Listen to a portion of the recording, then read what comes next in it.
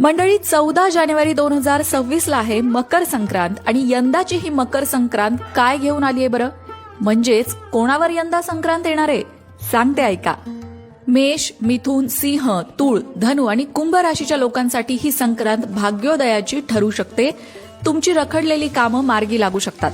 वृषभ, कन्या, वृश्चिक, मीन या राशीच्या लोकांसाठी मध्यम फळ देणारी संक्रांत असेल. आर्थिक नियोजनावर तुम्हाला भर द्यावा लागेल. आणि सावधगिरी कोणाला बाळगायची आहे तर कर्क आणि मकर राशीच्या लोकांना सावधगिरी बाळगायची, खास करून आरोग्याची. आणि प्रवास करावा लागला तर प्रवासात सुद्धा काळजी घ्यायची आहे. यंदाच्या संक्रांतीने पिवळे वस्त्र परिधान केलेले आहे.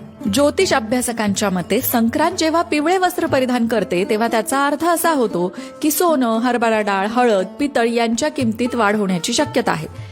पिवळा रंग गुरुग्रहाशी संबंधित असल्यामुळे धार्मिक कार्यावर सुद्धा खर्च वाढू शकतो. संक्रांतीच्या हातामध्ये गदा आहे. गदा शिस्तीचं आणि संघर्षाचं प्रतीक आहे. शत्रू राष्ट्रांवर वचक निर्माण होईल असा सुद्धा हा संकेत आहे. संक्रांत बसलेल्या अवस्थेत असल्याने व्यापारी वर्गासाठी हे वर्ष स्थिरतेचे असेल. सुरुवातीच्या काळात चढ उतार बाजारपेठेला बघावे लागतील. Download ShareChat.